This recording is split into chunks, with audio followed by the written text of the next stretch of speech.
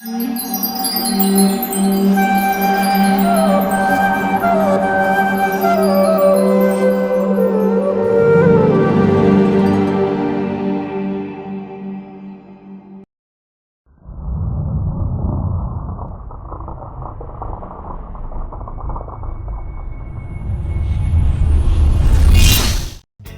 Krishna. Welcome to our show Ask a Hare Krishna.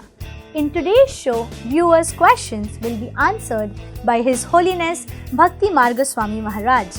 Bhakti Marg Swami Maharaj is initiated by Srila Prabhupada, the founder Acharya of the International Society for Krishna Consciousness in 1973. Bhakti Marg Swami Maharaj served ISKCON as the Bhakta leader, Sankirtana leader, director of devotional plays, and from 1985 to 1995 he was the temple president in Toronto, where he took his vows of the sannyasa order in 1984. He is an instructor in bhakti yoga, mantra meditation and kirtana. He is widely known for his passion in performing arts. He has taken an active role in writing and directing morality theatrical productions that are presented all over the world. The Jagannatha story, Dhruva, Three Lives of Bharata, Ramayana, Krishna the Eighth Boy, Marichi, God Is, Vamana, Gods and Demons, the Gita, Chaitanya's Verses, The Witness, Panchatattva, Canto 10, etc. are the productions scripted and directed by him. He has also directed such ISKCON classicals such as The Boatman, Big Fish, Little Fish and The Age of Kali, beginning with his first work in 1996, detailed in the National Film Board of Canada documentary The Longest Road. He serves as a GBC for Canada and Miami. He also has 2 GBC committee assignments, ISKCON's Constitution and One Day Creative Arts. Bhakti Marg Swami is an initiating spiritual master in ISKCON. You can hear more about him from the daily blog on www.thewalkingmonk.org. Let's begin the show with the very first question. I'm Zehra from Konya, and my question is, can devotees have pets in their house? Can devotees have pets in their home? I don't see any problem with that. Krishna had a pet dog and he had a parrot, and we have so many examples of this. And Bhaktivinoda Thakur, one of our shining acharyas, he had pets and things like that. Whether it's inside or outside of the house is another question, but these days people lead pretty lonely lives. You do everything by yourself. I'm a solo person. This is another phenomena. Oh, I don't need to get married, I can do it on my own, Somebody's pushing, they're in the 25, then they're 30, 35, and their parents are saying, I can find you a nice, a pinky or something. I can find you a nice girl, or I can find you a nice boy, and all these things, So, it's true, most people should get settled down, But if you aren't getting settled down, you can always have a pet. And that pet will be, maybe will be a companion for you, After all, they should have a crack at spiritual life too. There's no hard and fast rule in this regards, There is no hard and fast rules, but generally some people become humble. Most people go for a walk because their dog needs to go out. Otherwise they wouldn't go for a walk. So dogs do a great seva, they do a good service. There's no strict rule on it or off it, but I know people sometimes ask, Myself, Rhia, living in Mumbai. My question is, do we need a guru in this human life? Well, the broad question is, do we really need a guru? Guru means like teacher. Of course, everybody needs a teacher in life, How can you get on? You want to be a professional person, you learn from someone, right? If you want to get into some kind of trade or skill, you become an apprentice to someone. Let's say I want to learn, how to be a carpenter, how to deal with wood and how to come up with, beautiful masterpieces. I learn from someone. I can learn a lot through experimentation. Even experimentation is a kind of a teacher. And even failure at something can also be a teacher. It can be a lesson. Oh, I can't do it this way again. I can't repeat the mistake. So just in the broad sense, everybody needs a teacher. So when it comes to guru, more in the traditional sense, like in the spiritual domain, it means someone who will help you with your life. Someone who's understanding the science of life. So it's pretty necessary. You can learn a lot of things by your own, your own mistakes. But there's always a guru within, Paramatma giving some direction. There's always some kind of guidance coming from somewhere. Nature is doing it for us. So it's good to have a guru, because ultimately our bodies will fail us. Ultimately our ambitions will go nowhere. And so what are you left with? The naked truth. And the naked truth is, I'm dying, I'm getting old, my days are numbered, I can't enjoy life the way I used to. I used to relish a pizza. The oomph isn't there anymore. Or a paratha, a nice aloo paratha, with soaking in ghee or something like that. And I just can't, it's just not my stuff. I don't have that oomph, that urge, that knack anymore. So what have I got? I've got me. I've got my spirit, my atma. So that's what I have to, endeavor towards perfecting life. This is Hari from Jodhpur. Is it important to make a male child a brahmachari? Well, if you have a male offspring, it's always good to teach the child some discipline, right? And so we're talking about Brahmachari. It's a life of discipline. It's a fixation on the absolute. It's a spiritual endeavor. And I think a lot of young men really could use a bit of that.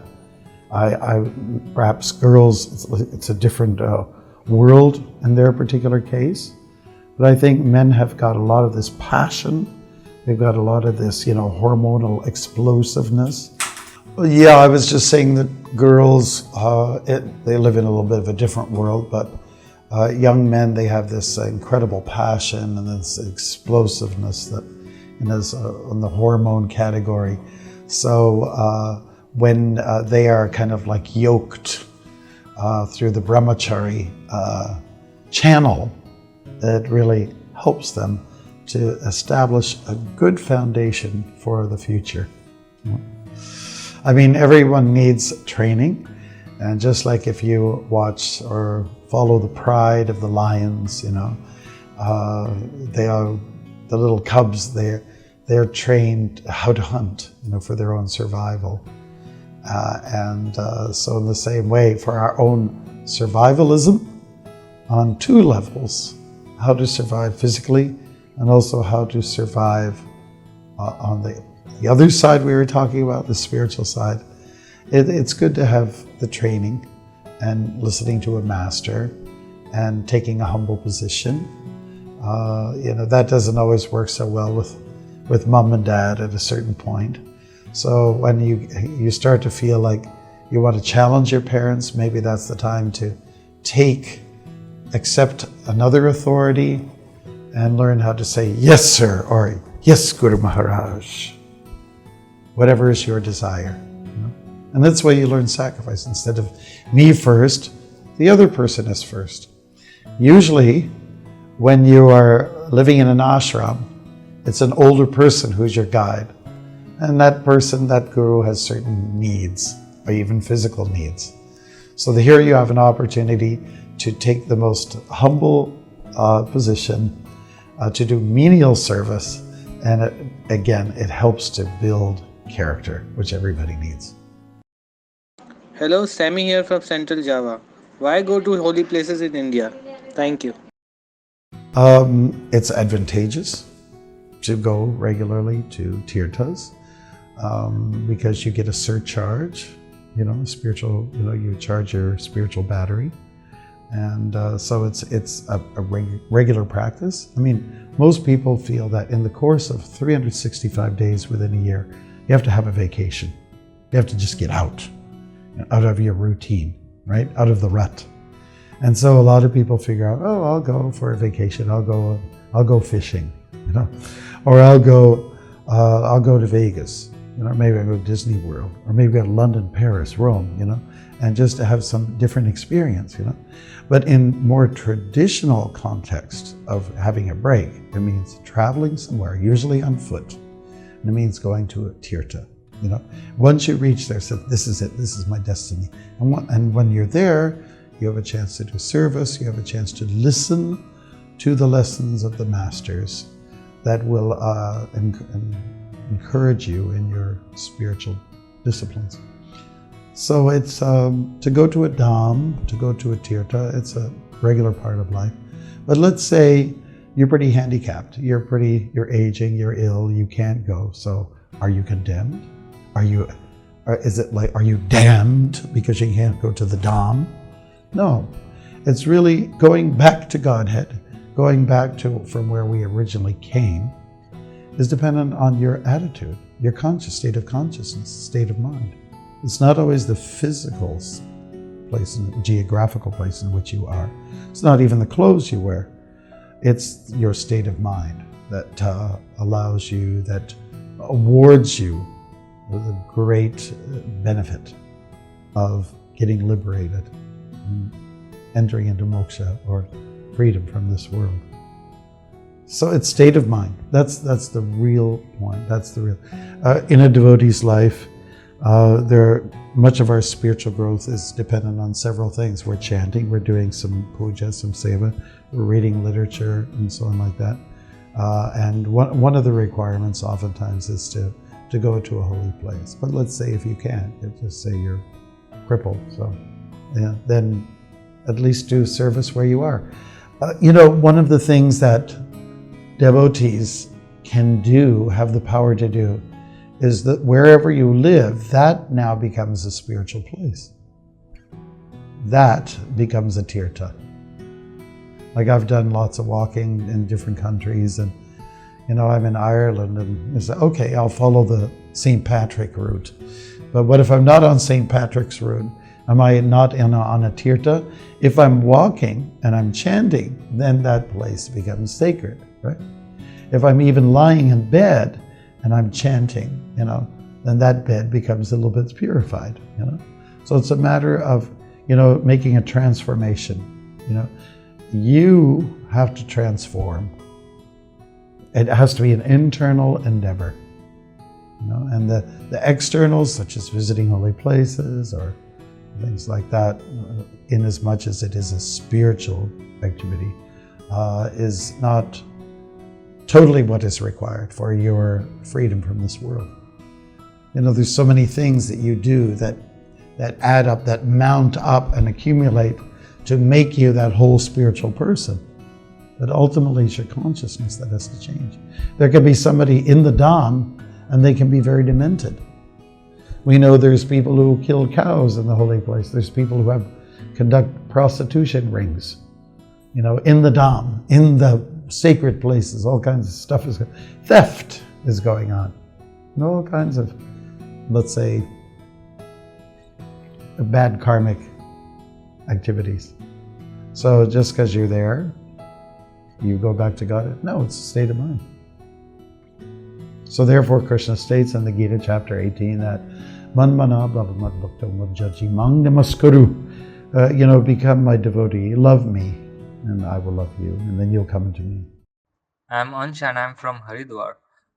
Why are people nowadays not so interested in spiritual practices?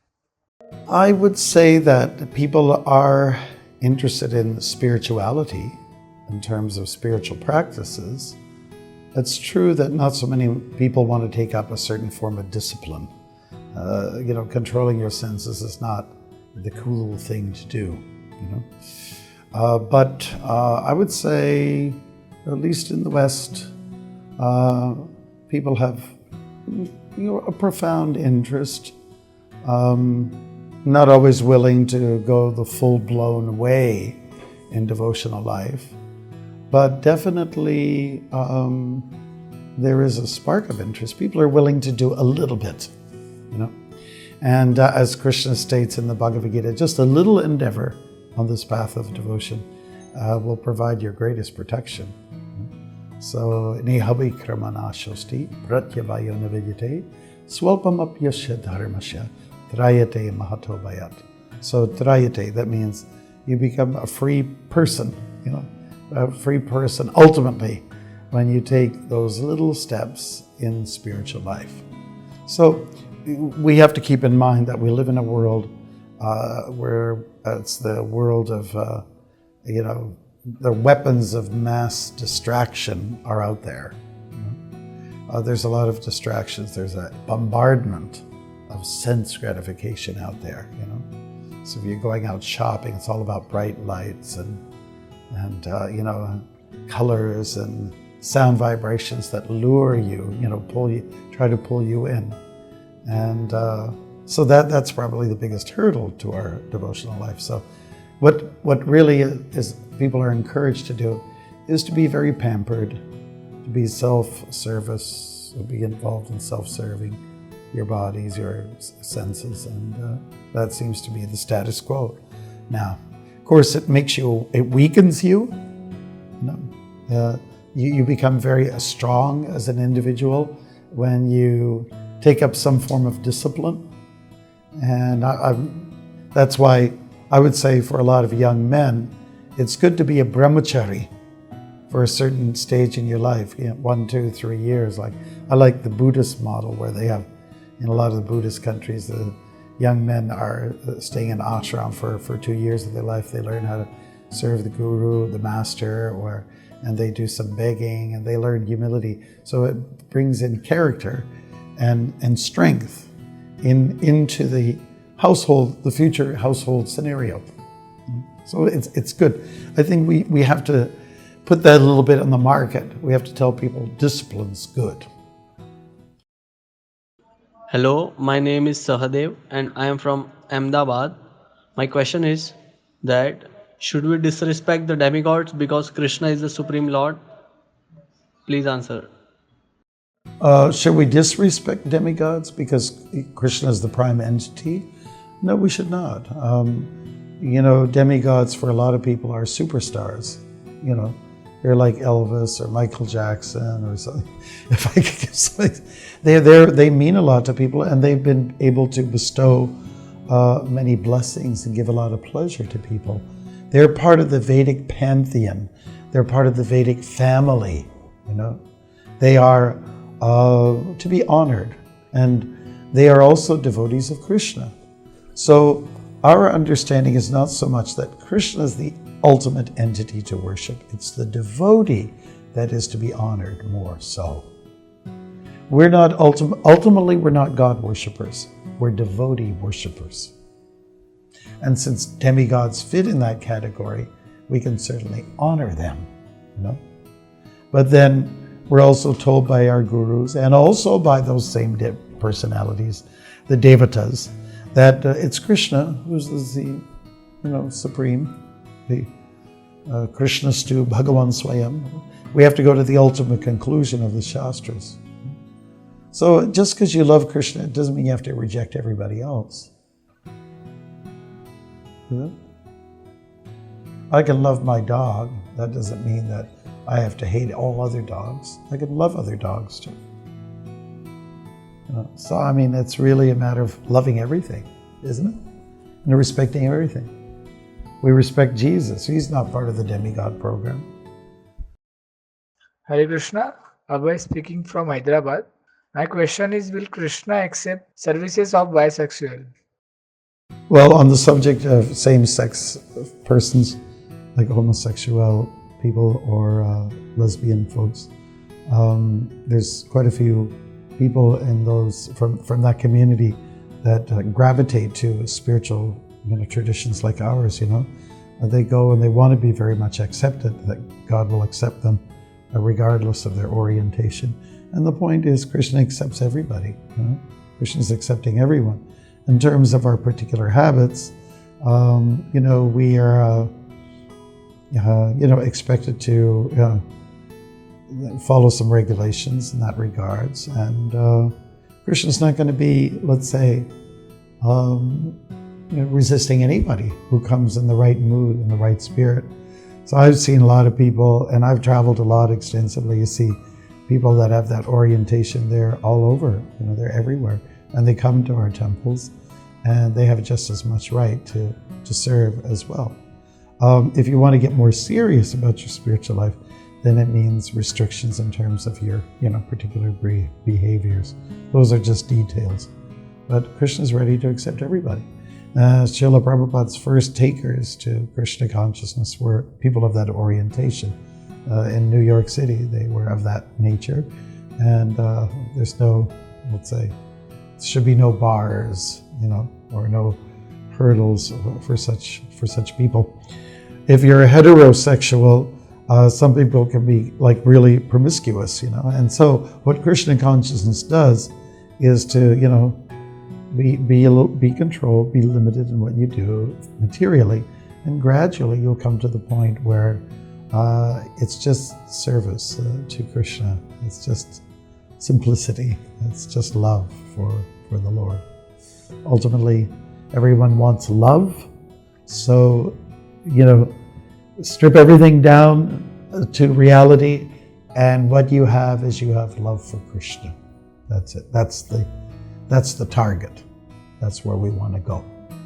And I don't think it's fair for anybody, for us to say you have to surrender right now and change everything, change your full ways. In fact, Chaitanya Mahaprabhu's whole strategy was, here, take some prasadam, take the holy name, enjoy kirtan, have some fun. Okay, now that you've enjoyed this taste, now you can, gradually cut down on some of your habits like that.